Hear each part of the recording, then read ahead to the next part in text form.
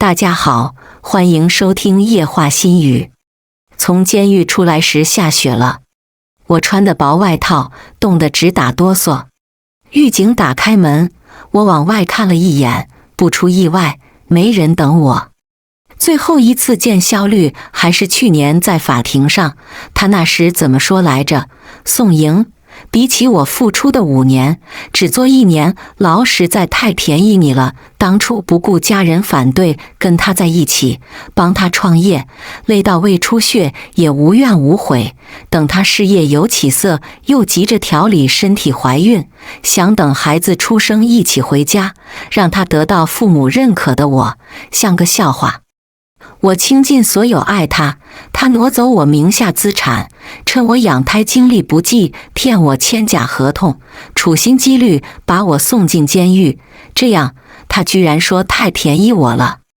1年时间说长不长，说短不短，至少当时我还挺想跟他拼命的，现在却能冷静回想这一切，毕竟有更实际的问题等着我。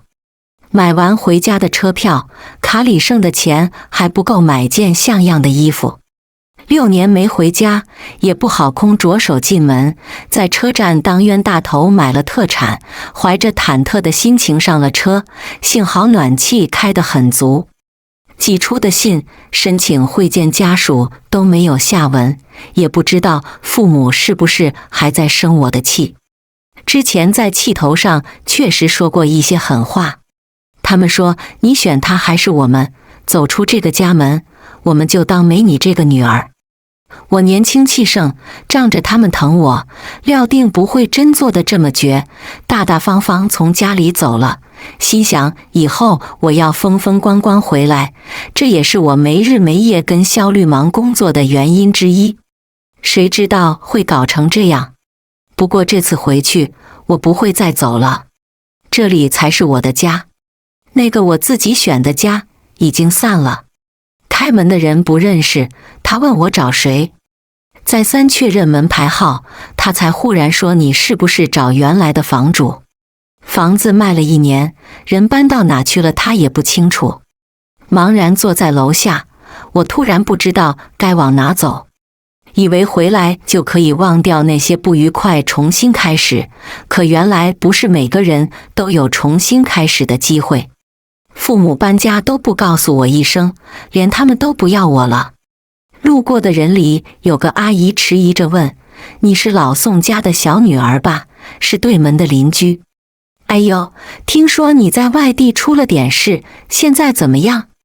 穿这么少冷不冷？要不要去我家里坐坐？阿姨很热心，我连忙问父母的去向，她很吃惊，你还不知道？你父母1年前出车祸走了，晴天霹雳。对方家里不好惹哦，天天来闹事，你哥哥赔了不少钱，把房子卖了搬走后就没回来过。他是在铁路局上班吧？真有出息，我不记得自己怎么走到铁路局，怎么等到宋瑞的。他看我的眼神，让我瞬间清醒过来。为什么爸妈去世了都不告诉我？你是谁呀？宋瑞往前走了2步，退回来猛地抓住我的衣领。告诉你又怎么样？你能回来吗？是你为了那个男人不要家人，你不是很硬气吗？你有什么资格指责我？我一句反驳的话都说不出来。哑巴了。我告诉你，要不是听说你流产要离婚，还惹了官司，爸妈赶着去看你，也不会出事故。什么？肖律没跟你说吗？他打电话给爸爸的。肖律，反正我早就当没你这个妹妹了，别让我再看到你。宋瑞没再回头，背对着我告诉了墓地的位置。他最后说，死的怎么不是你？我拎着那份送不出去的特产，仿佛有1000斤重。我自杀了。醒来第一个看到的人是肖律。你要不负责任到什么程度，把生命当儿戏，知道有多少人想活都没有机会吗？1年不见，他几乎看不出任何变化，只是西装质感更好，手表更贵，大概生意也更上一层楼了吧。为什么还留着我的名片？知道我推了多少会议飞过来？护工还有半个小时到，我订的票。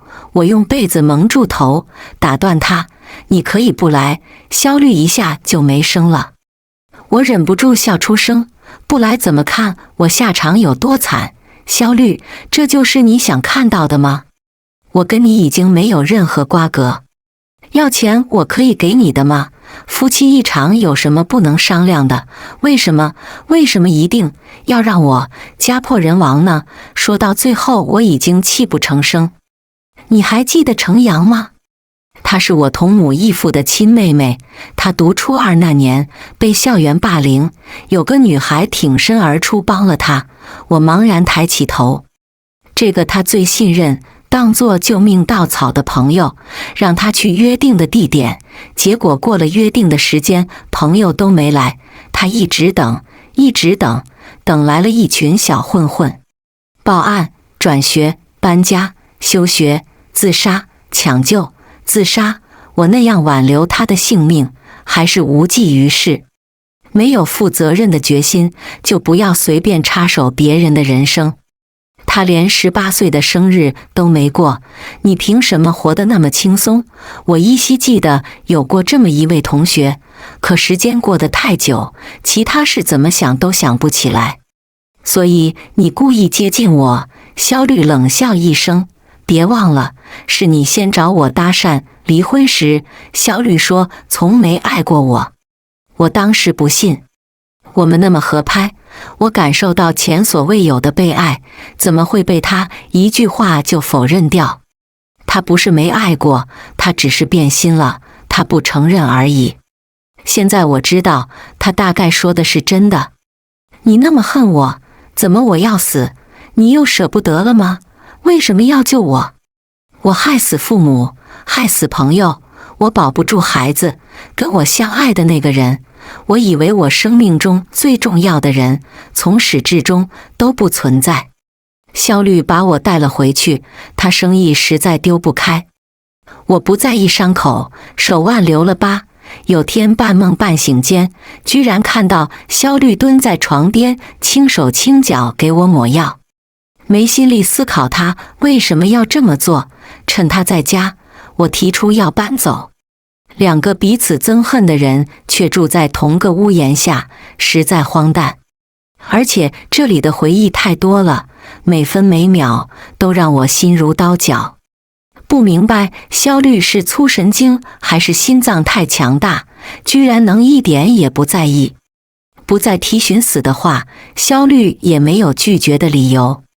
搬走那天，肖律特意从公司回来了一趟。我取笑他，放心，不会偷拿东西的，怕再被你送进监狱一次。肖律从前很捧场，我说的冷笑话他都有哽接，这次他没笑，提出要送我。不用了吧，大老板给我当司机怪有压力的。再见，从前总是并肩而行的路，原来一个人也能走。当务之急是找份工作，前科犯选择有限，有家酒店餐厅包吃住招服务员，我立刻搬了过去。培训、上岗等习惯工作强度已经过去了1-2个月，我回宿舍也没事，几乎每天都留到最后走。经理对我印象不错，很快就让我负责轻松一些的商务饭局。存了2个月工资后，我入手了一台2手笔记本，偶尔会在网上接翻译单子。我不想让自己闲下来。到了年底，聚餐、年夜饭、酒席接踵而至，餐厅忙得不可开交，不回家过年的通通3倍工资加奖金，我排满了班。年30晚上，在餐厅吃完团年饭，回宿舍的路上，我突然遇到肖律。他换了辆豪车，人却在路边哇哇大吐。正当我犹豫要不要装没看到时，肖律叫了我的名字：宋莹，莹莹，我们回家好不好？肖律醉得不轻。跟他同行的美女从便利店买了水给他漱口，随口招呼我帮忙，请我搭把手，把肖律扶上车。肖律上车后却拽着我的袖子，死活不肯撒手。美女很尴尬，我直接把棉袄脱下来。没事的，不值钱。尽管这么说，还是被客气的塞了300块钱。我一路小跑回去，倒也不冷，宿舍几乎空了，即使在监狱都没过过这么冷清的年。再往前，跟肖律在一起的时候，每年年终忙得脚不沾地，赶在最后一天去超市采购。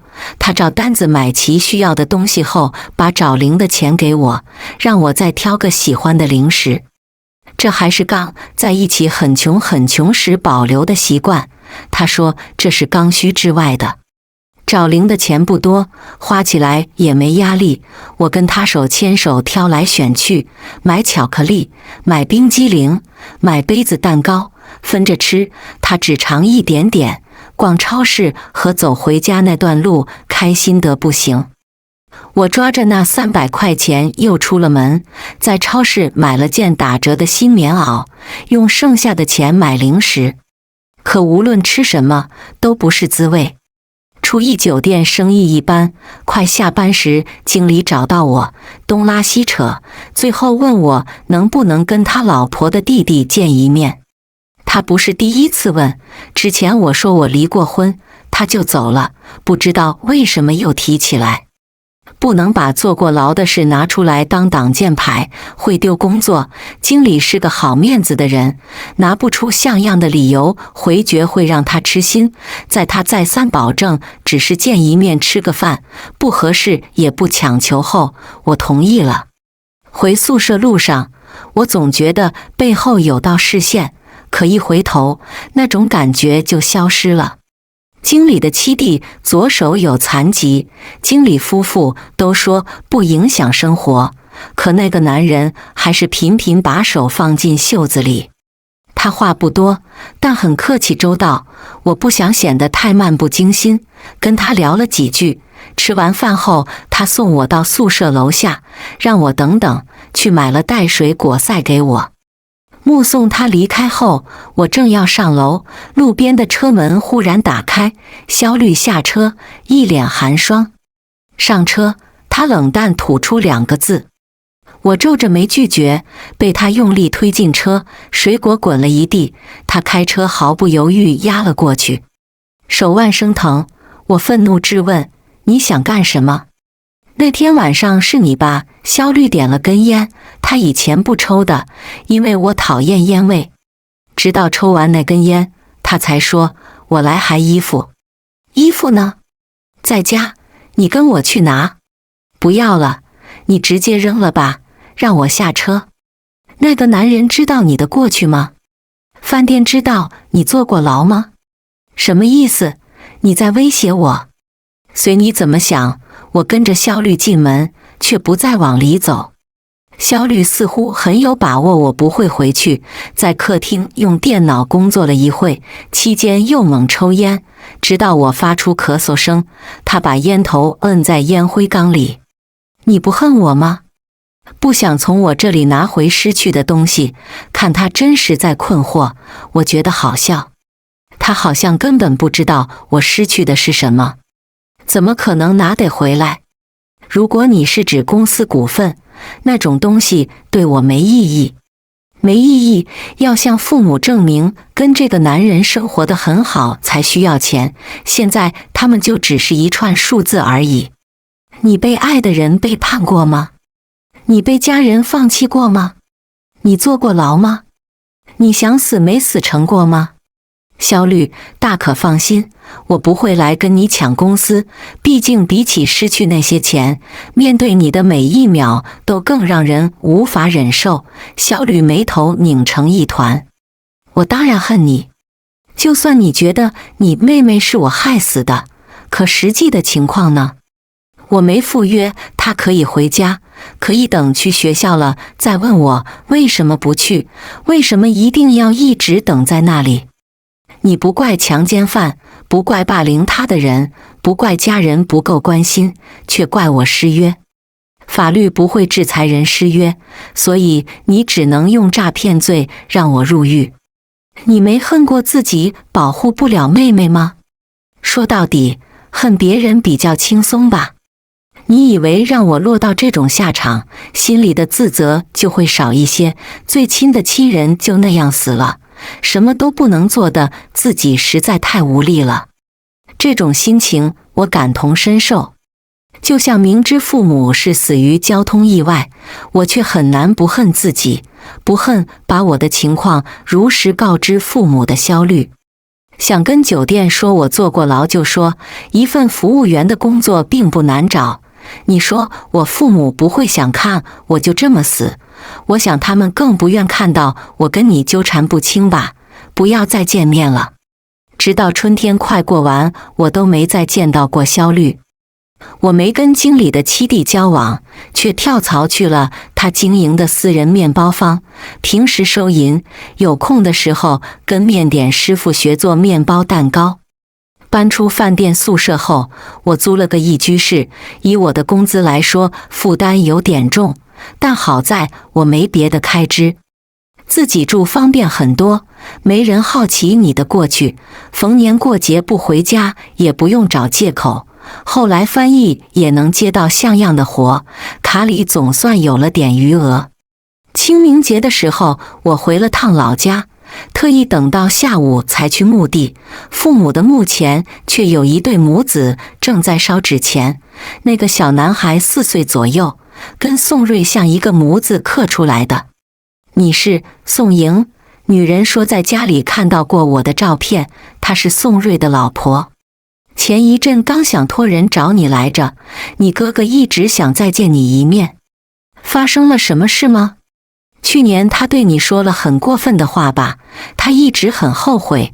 上月初他下班回家突发脑梗，去医院不够及时，留了后遗症，现在还在家休养呢。出了这事，他总觉得意外太多，就想着不能再拖了，一定要找到你。宋瑞语言功能出现混乱，心里什么都清楚，可说出的话词不达意，最后只用力握着我的手，红了眼眶。没关系的，他还年轻，复健能好的。嫂子反过来安慰我。我去银行取了1000块钱贴身带着，把卡留给了嫂子，她坚决不收。我说父母去世后是哥哥一个人承担的赔偿，这是我欠他的，每个月我会打钱进去，不多，就当改善生活了。你别告诉他，他要强。回去后我更卖力工作，有天低血糖晕倒在店里，在医院挂水的时候，肖律带了个孩子挂急诊，转头看到我，就像看到陌生人一样移开了目光。看他那样，你真的一点也不在意吗？肖律点了根烟，你在说什么？阿律，这里禁烟。肖律把烟摁灭，不去看孩子不要紧吗？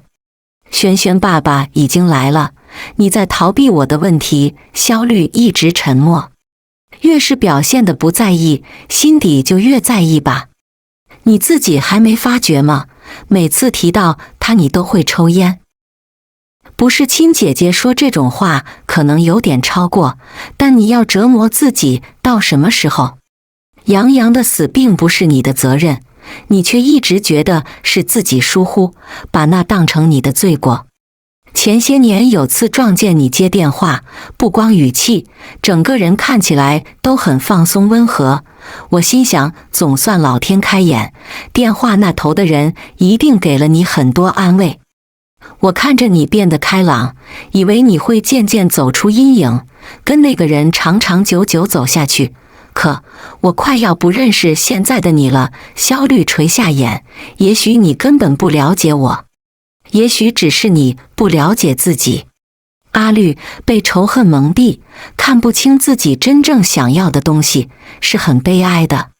如果你真像自己说的只是恨他，怎么会离开他后反而变得更消沉？又怎么会在喝醉后一直叫他的名字？肖律有点不耐烦，我不想再提起他。对我来说，他仅仅是害死杨洋的人之一而已。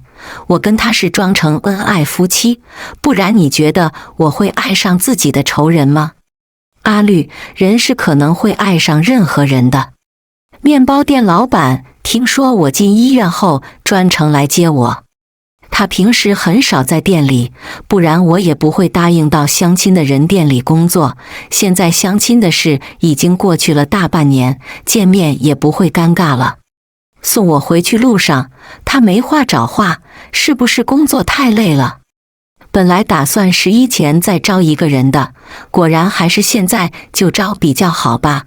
我有点惭愧，现在在淡季，其实不是很忙，我一个人没问题的。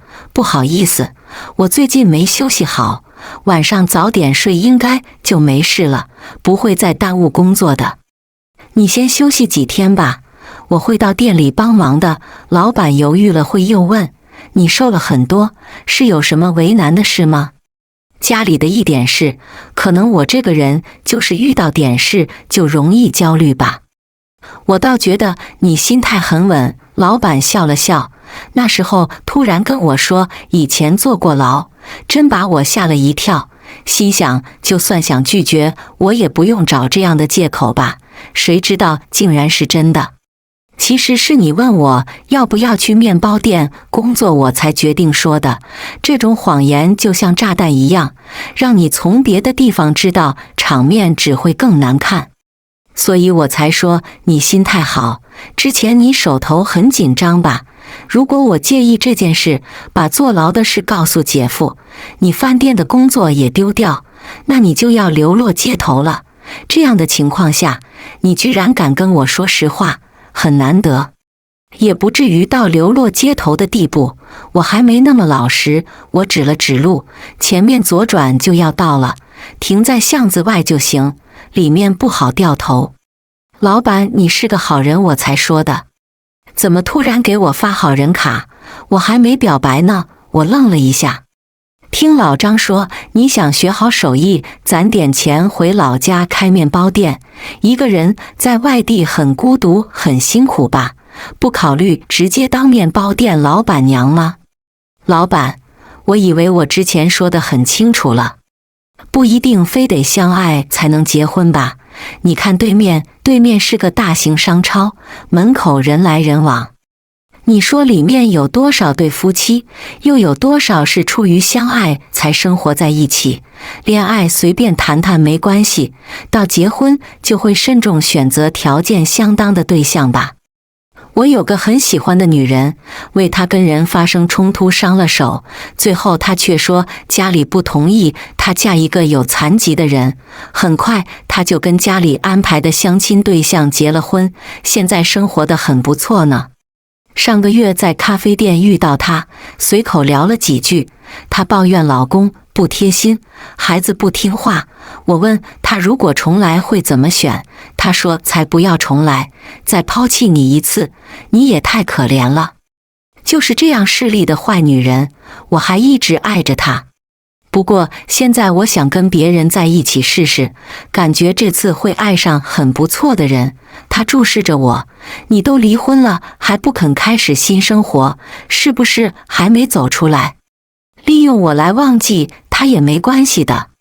开门的时候，身后传来打火机咔嚓点火的声音，大脑还没反应过来，转角就已经出现一只擦得锃亮的皮鞋尖。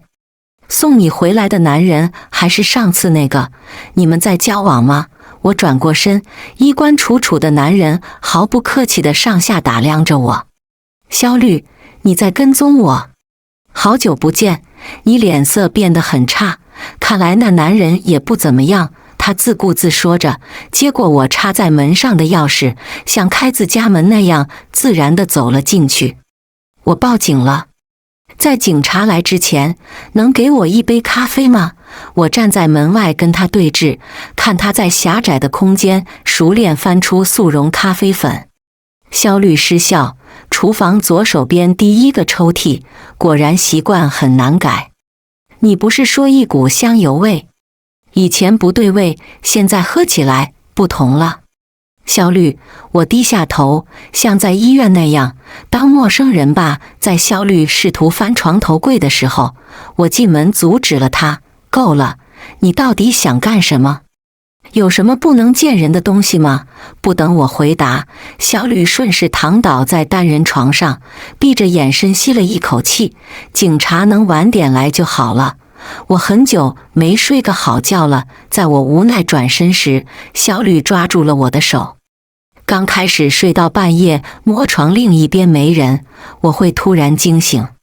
后来连梦里都知道你已经不在我身边，我变得难以入睡，吃褪黑素安眠药能眯一会，可醒来面对空荡的房间，反而比不睡更难受。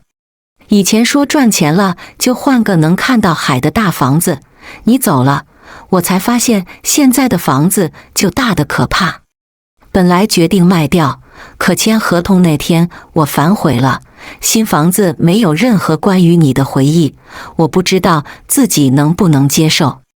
我花了5年的时间，只想着让你付出代价这一件事，现在事情结束了，我却不知道在做什么，不知道要怎么在没有你的情况下继续生活。明明是我先放弃，可看你尝试过新生活，我却很不甘心。肖律问，爱一个人演久了，会真的爱上吗？他捧住我的脸，试图吻我。我摸到床头柜上的花瓶，不假思索砸在他头上。肖律，你真让人恶心，把这种东西叫爱，我不知道他在侮辱谁。砸肖律那一幕被赶来的警察撞见，事情变得很麻烦。每个月要寄钱给宋瑞，不能再进拘留所，也不能丢工作。我选择与肖律和解，他要求我这段时间照顾他。幸好老板给了几天假，倒不用再惊动他。肖律额头缝了6针，我送他回家，在车上男人就歪着头睡着了。本来以为肖律会趁这几天伺机报复或胡搅蛮缠，可他相当安静。电脑不开，工作手机只在早餐后开1个小时，剩下的时间要么发呆，要么睡觉。给肖律换药时，发现药箱有一些以前没见过的药物，我在网上查，是抗抑郁的。傍晚温度降下去，见肖律睡在阳台躺椅上，我拿了条薄毯，才走过去，他就睁开了眼睛。我梦到我们结婚那一天。他声音带着刚睡醒的嘶哑。去年出差，我又去了一趟那座教堂，当地要建度假村，正在拆除它，因为跟肖律的婚姻没得到家人的祝福，我们是旅行结婚的。好景不常在，我以前怎么会不明白？肖律抬起头，飞机划破晚霞，像天空的伤口。黑暗一寸寸笼过来，这样静谧的时刻，我几乎快想不起，我们是怎么从原来那样好，走到现在这样坏。深夜肖律的私人电话接二连三响个不停，他忙活了1个多小时后，边穿西装边往外走，看到穿戴整齐坐在沙发上的我时，明显愣了一下。公司账目出了点问题，我今晚可能回不来，你早点休息。他走到玄关，又转过身，犹豫着问，你是不是已经知道了？是你做的。他说这句时语气已经变得笃定。你说过你不想要公司股份。我转过头，你怎么知道我不会骗你？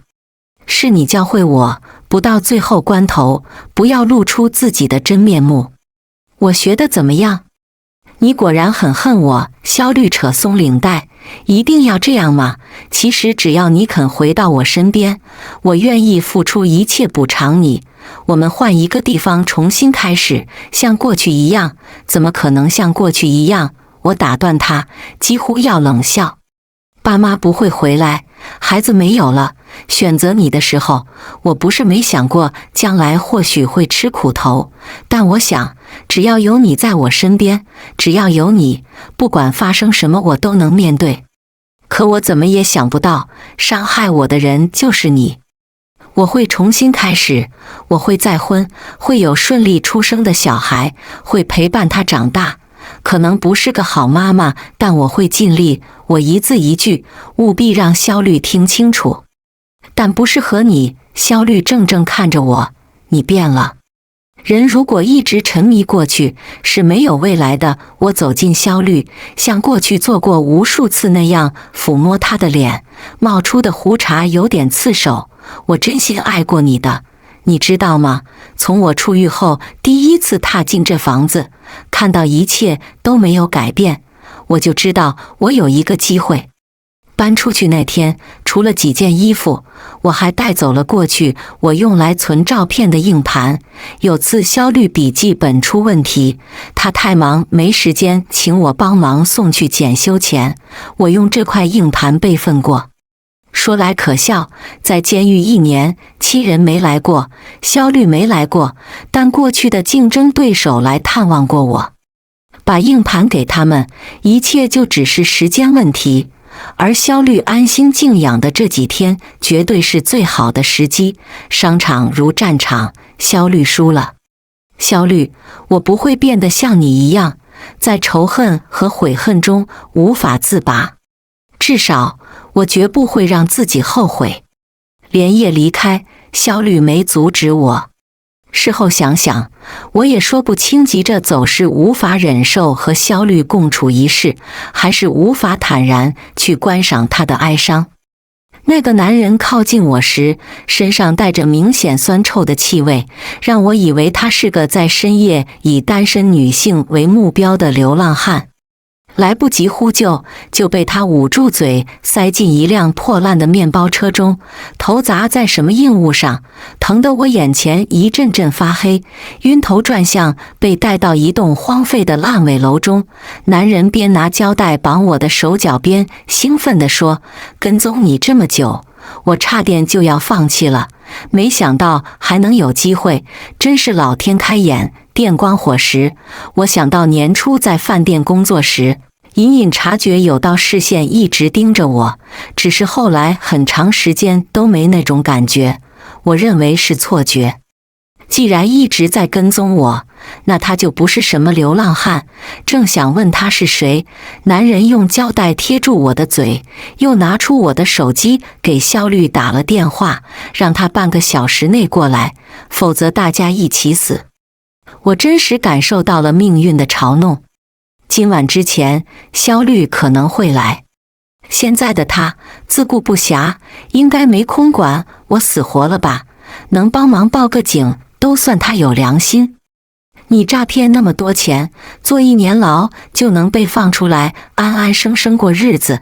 我就打了那小子几拳，蹲的时间比你还长。他妈的有钱人了不起呀！男人用力甩了我2个耳光。看什么看？钱没了，老婆孩子跑了，我现在一无所有，就算要死也得拉个垫背的。反正你也不无辜，不确定是不是低血糖又发作。我昏昏沉沉，连落在身上的拳脚都不太感受得到痛。恍惚又回到自杀被抢救那晚，周遭一片漆黑，只有远方的尽头闪烁着朦胧的光。我走得筋疲力尽，终于快抵达时，耳边传来一道声音：“不要死，求求你，活下去，求你醒过来。”是萧律的声音。那时我不知怎么记忆混乱，忽然就不记得那1年发生的事，只想着我怎么舍得离开他，我怎么会丢下他一个人，急急要往回走，太着急，一脚踏空，然后就醒了。睁开眼，我看到了萧律。后来清醒，我不确定萧律是否真的对我说过那些话，那时他对我应该只有恨，就算说过，也可能是那样的情景让他把我当成程阳了吧。活下去，我不知道这是他的祈祷还是诅咒，他要我无论如何活下去。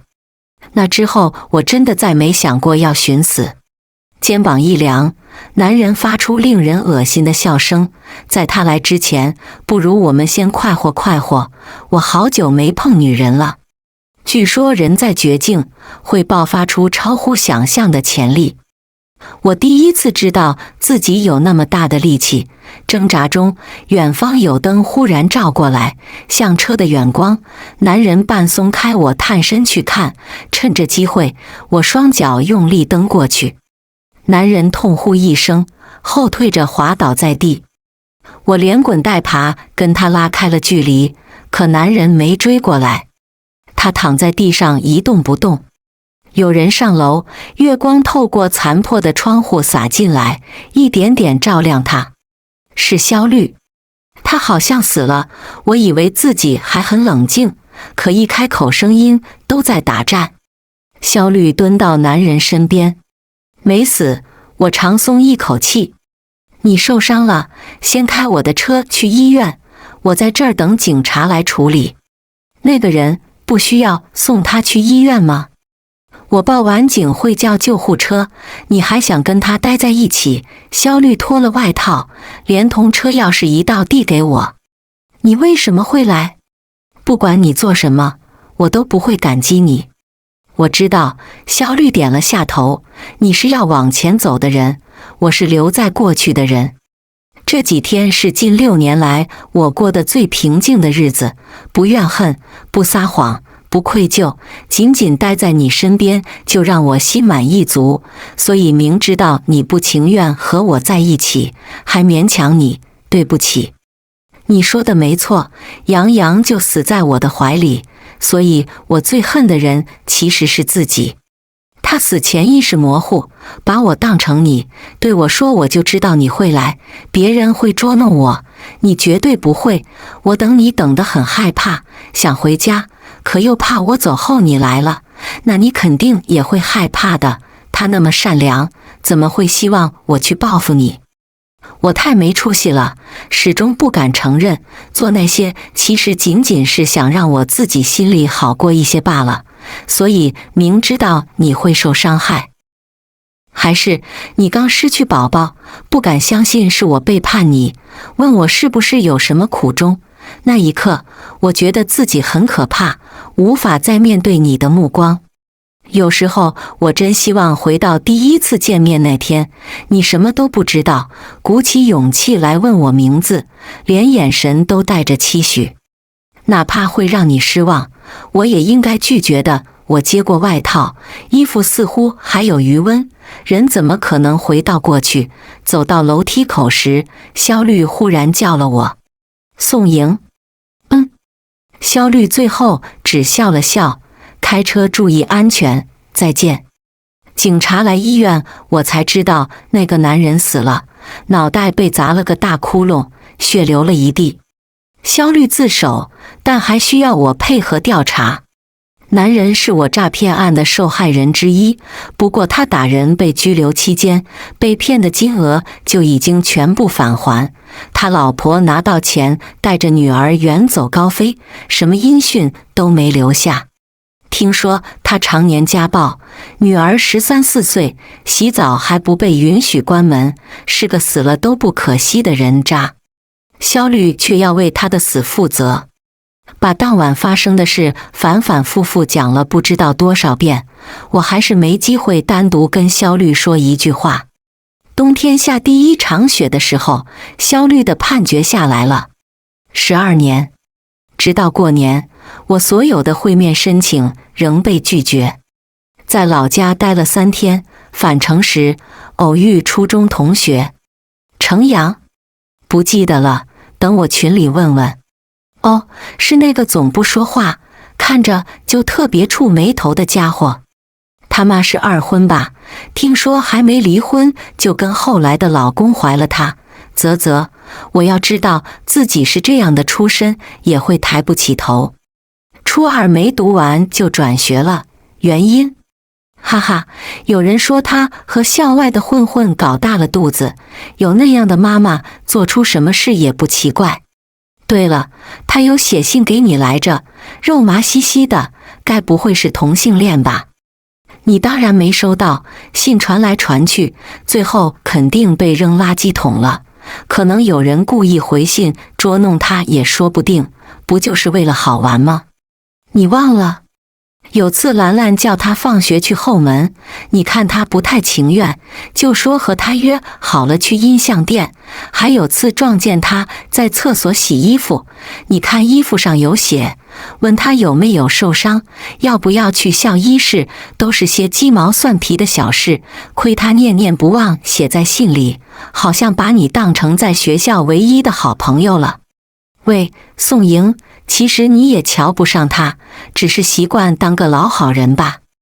你们群里挺热闹的，把我拉进去，有时间出来聚聚。我听名字都快对不上脸了。肖律说不能负责别人的人生，就不要随便插手，原来是这个意思。我算什么朋友呢？对同学有爱，可关怀的极有限，根本没察觉到他被霸凌。程阳却以为我是好朋友，放松了警惕，最后被不知道什么人冒我的名约去那种地方。他原本根本不会相信别人，我明明可以更上心，做得更好的。宋小姐放心，事情做得很干净，没人会想到你身上。谢谢，我自己倒无所谓，但我哥哥还在那里生活，都是一个地方的人，千防万防，也怕有疏忽，才麻烦你做这些事。公司的事你帮了我大忙，这些算得了什么？也幸好你同学里没什么出人头地的人，不然我也很难使上绊子。对了，上次你说的校园霸凌和自杀干预的公益组织，有对接人这周五过来，你有时间一起吃个饭吗？周五我有个要去的地方，而且我已经全权委托你，我想我没有出面的必要。周五我去了监狱，依旧被拒绝见面。明知道是这个结果，连我也不清楚为什么还要一次次尝试。就算见了面，又能说什么呢？肖律，人是我杀的吗？其实那时他已经死了吧？你为什么要这么做？我想他一辈子都不打算给我答案了。转眼又到冬天，我收到一个快递，里面除了一枚戒指，还有一封简短的手写信。宋莹，我是阿律的季姐，他上周在监狱自尽，托我将戒指转交给你。戒指不值钱，是我们的结婚戒指，是神父说不离不弃，一生一世，宣布我们成为夫妻后，我亲手戴到他手上的戒指。他把戒指还我，他坐1年牢还我，他把命都还我。3年后，沿海公路开了2个小时，拿到林顿酒店蛋糕供应资格后，我决定到他们的自助餐厅吃个饭再返程。开门时跟一个男人打了照面，正要打招呼，他却马上移开视线，扶着身后一个孕妇出门，又小心翼翼替她撑遮阳伞，开车门，扶车顶。我目送他们离开，半个小时后，男人满头大汗再次出现在餐厅，目光在人群中游走，看到我后立刻招了招手。幸好你还没走，他坐到我对面。我还以为我认错人，老板，先擦擦汗。别再叫我老板，现在你自己也开店了。他有点尴尬解释，对不起，我老婆没什么安全感，刚才我才装作不认识你。是你原来说的那个女人吗？她前夫出轨，办离婚，差点折腾走半条命，留下很严重的心理阴影。我花了很长时间才让他慢慢打开心房，所以没跟他提起过我曾经考虑和别的女人在一起这件事，实在对不起。没关系，论迹不论心，你确实没跟其他人在一起过，只一心一意爱着他。老板有点不好意思，说这种话显得不识好歹，不过幸好那时你拒绝了我，我现在很幸福。恭喜你，结婚我没随上份子，小孩出生一定要通知我，我会以曾经员工的身份去的。你现在怎么样？有个在交往的对象，不过应该不会结婚，他不想来外地，我已经决定赚钱后在这里买房了，每天拉开窗帘就能看到海的感觉真的很好。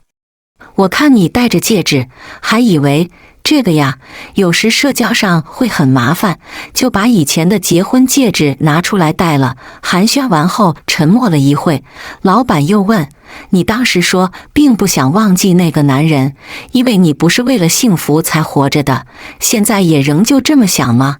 我笑了笑，看来我说了些奇怪的话。开车返程路上，接到宋瑞老婆打来的电话，你哥已经回去上班，我娘家又帮忙周转了些，你把卡号发给我，下午接儿子放学前，我先去趟银行。那些钱不用还也没关系的，你也是省吃俭用攒下来的，要不是当时我们实在生活很困难，我也不会厚着脸皮收。